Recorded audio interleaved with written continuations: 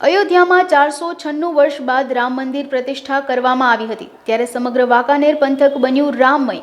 શોભાયાત્રા, મહાઆરતી સહિતના ધાર્મિક આયોજનો કરવામાં આવ્યા હતા। શહેરના જીનપરા ખાતે આવેલ પાર્થ ધ્વજ હનુમાન મંદિર મંડળ દ્વારા મહાઆરતી, પૂજન અર્ચન, મહાપ્રસાદ સહિતના ધાર્મિક કાર્યક્રમો યોજવામાં આવ્યા હતા। આ તકે અગ્રણી શૈલેષભાઈ ઠક્કર, ભીખાલાલ મકવાણા, સુરેશભાઈ ગોસ્વામી અને બહોળી સંખ્યામાં ભાવિકો ઉમટી પડ્યા હતા। આજના દિવસે સમગ્ર વાંકાનેર પંથક રામમય બન્યો હતો।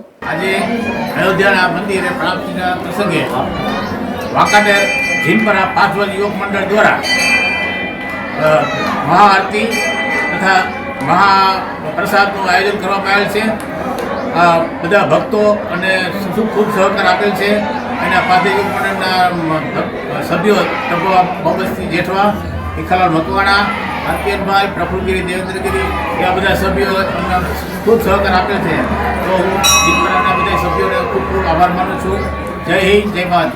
સમગ્ર વિશ્વમાં વસતા કરોડો હિન્દુઓના આસ્થા અને શ્રદ્ધાનું કેન્દ્ર અયોધ્યા ખાતે આજે 500 વર્ષ બાદ ભગવાન શ્રી રામની પુનઃ પ્રાણ પ્રતિષ્ઠા થઈ રહી છે, ત્યારે સમગ્ર રામ ભક્તોને આ તકે હાર્દિક શુભકામનાઓ પાઠવું છું।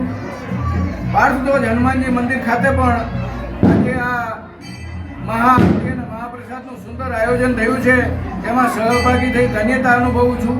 સમગ્ર વાંકાનેર શહેર પણ આજે આ પર્વની ખૂબ જ ઉજવણી કરી રહ્યું છે, ત્યારે કરોડો હિન્દુઓ આજે ખૂબ જ ગર્વ અનુભવી રહ્યા છે। આ ઐતિહાસિક ક્ષણનું સમગ્ર દેશ સાક્ષી બની રહ્યું છે। વંદે માતરમ, જય શ્રી રામ।